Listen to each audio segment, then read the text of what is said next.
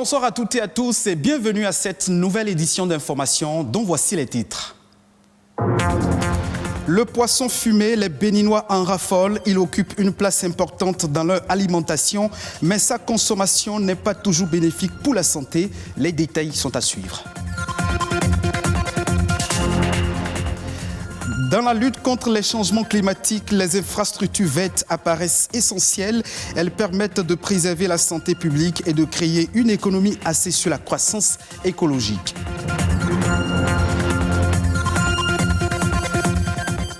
Et puis, économie sociale et solidaire, en avez-vous déjà entendu parler? C'est un secteur pourvoyeur de milliers d'emplois. Au Bénin, plusieurs entrepreneurs créent déjà de la richesse dans le secteur. Les précisions dans un instant.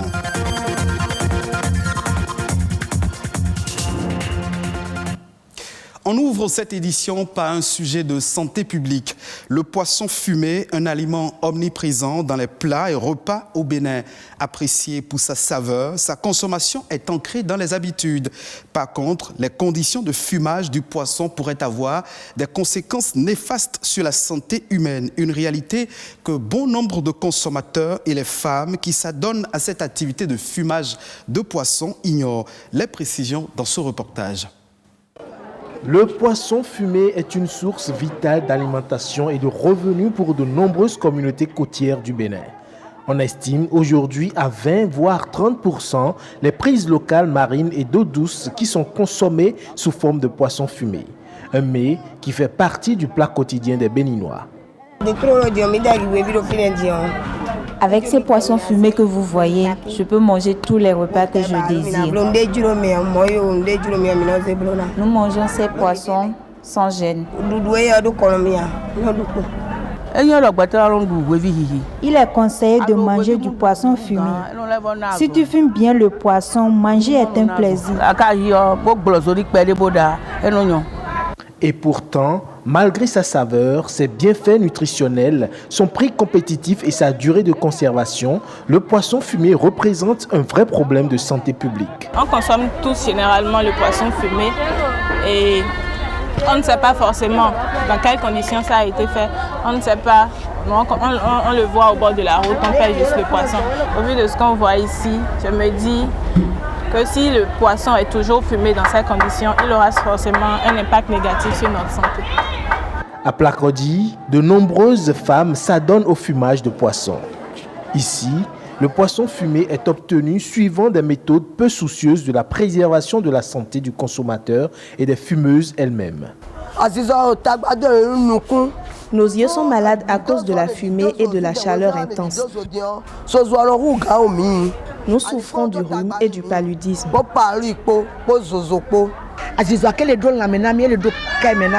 La fumée a un effet nocif sur nos yeux et nos cœurs.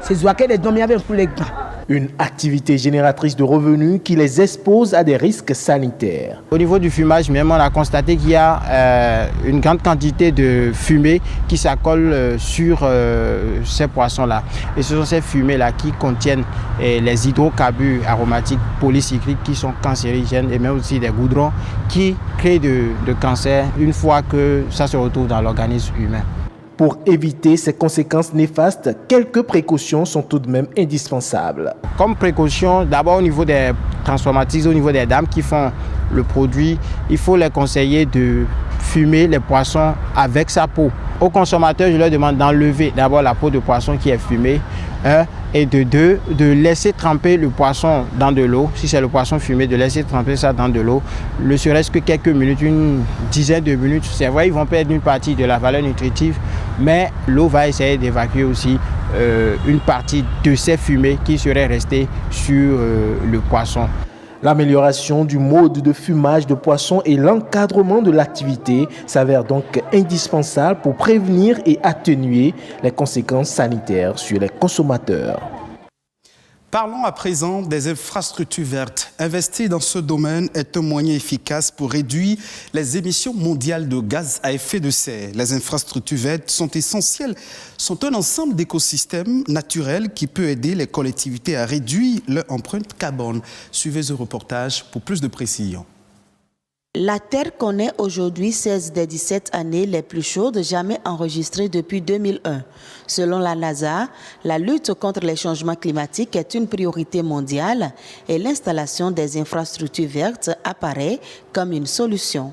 Une infrastructure verte est un espace d'agrément couvert de végétation. Ça peut être des arbres ou des plantes herbacées dans un objectif de récréation ou dans un but ornemental. Il fait plus chaud aujourd'hui qu'avant, ainsi de suite. Si nous voulons changer cette donne-là, l'une des meilleures manières, c'est de planter des arbres. Parce que non seulement ça va embellir les milieux dans lesquels ces arbres sont plantés, mais aussi ça va favoriser la production d'oxygène, ça va donner de l'ombrage et par tous ces moyens-là, ça peut aider à baisser la température, on a dit dans une fourchette de 1 à 5 degrés. Donc, si on veut lutter vraiment contre le réchauffement climatique, planter des arbres est une bonne solution. À en croire certaines études, l'infrastructure verte peut offrir plusieurs avantages sur le même territoire. Malheureusement, il en existe peu au Bénin.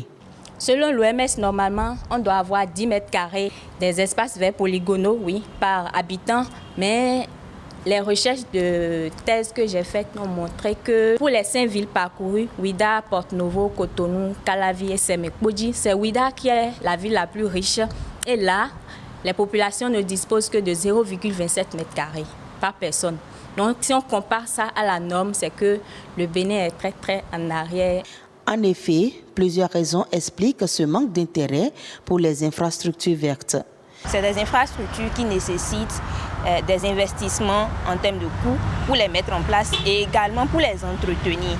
Il y a également cet aspect de manque d'éducation à la protection de l'environnement, c'est-à-dire éducation à l'éco-citoyenneté qui fait qu'on ne perçoit pas l'importance déjà de ces espaces-là et ensuite on ne sait pas comment les entretenir. La solution réside alors dans l'adoption de programmes et projets de financement allant dans le sens de la préservation de la nature. Il y a différentes politiques ou différentes méthodes qui sont mises en place pour promouvoir les infrastructures vertes. Ça va de ce qui est prévu à l'échelle du gouvernement à ce qui est prévu à l'échelle décentralisée dans les communes à travers les schémas directeurs d'aménagement des communes qui prévoient déjà que la commune s'investisse dans la mise en place des espaces verts, des infrastructures vertes. Et donc, c'est un travail vraiment à l'échelle nationale et également déconcentré, mais aussi qui doit être vu du point de vue micro, c'est-à-dire la famille. Donc, il faut qu'ils sachent que les infrastructures vertes sont autant importantes que les infrastructures grises et que les populations en ont vraiment besoin pour leur épanouissement et leur bien-être. Investir dans les infrastructures vertes revient à atténuer les émissions de gaz à effet de serre et inciter les populations à trouver ensemble des stratégies communes de lutte contre les changements climatiques. C'était un reportage signé Amadine Niamboussou. Coopératives, mutuelles, associations, fondations, ce sont là les acteurs de l'économie sociale solidaire. L'économie sociale et solidaire, c'est un secteur qui représente en France 14% de l'emploi salarié privé. Qu'en est-il au Bénin? Que comprendre par cette appellation? Existe-t-il une loi qui réglemente ce secteur? Hervé Agboutan, spécialiste de l'économie solidaire et sociale, nous éclaire dans cet élément. L'économie sociale et solidaire regroupe des organisations telles que les associations, les coopératives, les fondations et les mutuelles. C'est un ensemble d'activités économiques à utilité sociale pour construire une nouvelle manière de faire et de vivre l'économie à travers l'entrepreneuriat collectif et les entreprises sociales. Il y a 3 principes. Il s'agit alors de la lucrativité limitée. Cela ne veut pas dire qu'une entreprise de l'économie sociale et solidaire n'est pas lucrative, mais une lucrativité réglementée. Le principe démocratique, une personne, une voix. Ce n'est pas parce que l'autre a apporté 10% dans la part sociale et l'autre 5% que leur voix ne soit pas égale. Non, dans l'économie sociale et solidaire, on prône une gouvernance démocratique. Et 3e principe, c'est le principe de réserve impartageable. L'obligation de constituer une réserve impartageable. Au Bénin, il n'existe pas encore une loi qui définit, qui régit l'économie sociale et solidaire. Le Sénégal est déjà très avancé dans l'économie sociale et solidaire. Une loi est en cours d'être adoptée au Sénégal. En France, n'en parlons pas. En France, aujourd'hui, c'est plus de 2 millions d'emplois qui ont été créés par l'économie sociale et solidaire. Ça, c'est une statistique de 2014. Et plus de 200 000 entreprises de l'économie sociale et solidaire en France. Vous voyez, donc, l'importance de cette économie n'est pas négligeable. Mais pour pouvoir maximiser, et pour que désormais il y ait des rapports et accompagner aussi surtout ces entreprises solidaires, il faut une loi qui puisse organiser, recadrer un peu tout ça. Hors de nos frontières à présent, précisément au Togo, programmée pour devenir à terme la monnaie unique ouest-africaine, la future devise est pour l'heure confrontée à de nombreux écueils qui retardent son lancement officiel. L'Université de Lomé propose de plancher sur le sujet en mai prochain. L'événement, initié par la Faculté des sciences économiques et de gestion de l'Université de Lomé, vise un double objectif: réfléchir sur la transaction monétaire et l'urgence du développement de l'Afrique, puis définir une feuille de route à soumettre aux dirigeants de la CEDEAO. Il s'agira pour les conférenciers de plancher notamment sur l'économie politique de l'éco, la convergence et l'optimabilité de la zone éco. Je vous invite à suivre à présent d'autres informations qui ont fait objet de l'actualité internationale. Éco Inter de ce jeudi est présenté par Nadège Omolade-Sani.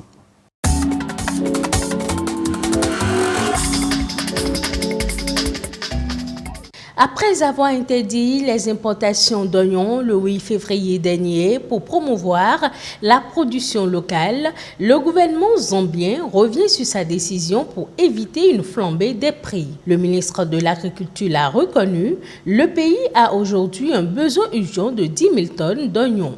Cette quantité devrait répondre à 3 mois de consommation selon l'Association des négociants zambiens en fruits et légumes. L'Union nationale des agriculteurs de Zambie, qui considère que les importations relèvent du sabotage économique et qui naturellement avait salué les restrictions, relativise aujourd'hui la volte-face des autorités. La Zambie est aujourd'hui dépendante de l'Afrique du Sud, son grand voisin et fournisseur principal de produits agricoles. Le Fonds monétaire international projette de taxer les plus riches.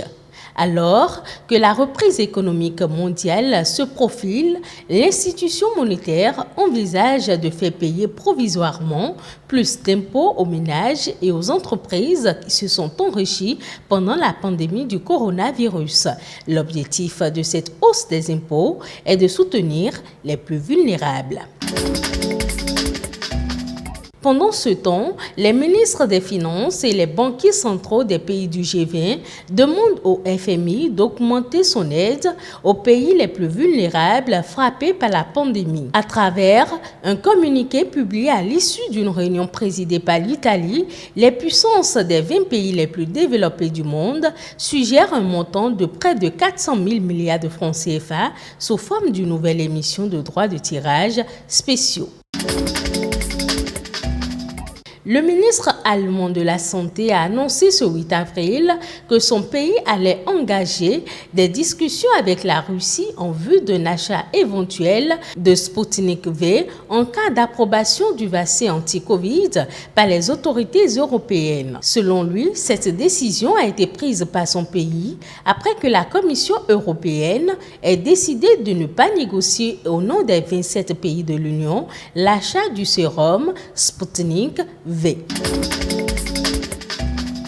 En Ouganda, une jeune entreprise s'est lancée dans la fabrication des serviettes hygiéniques avec des fibres de bananier. L'entreprise envisage de mettre les protections hygiéniques à la disposition des populations des zones rurales, des localités où ces protections sont encore difficilement accessibles et où les femmes doivent encore trouver des solutions alternatives pendant leurs règles.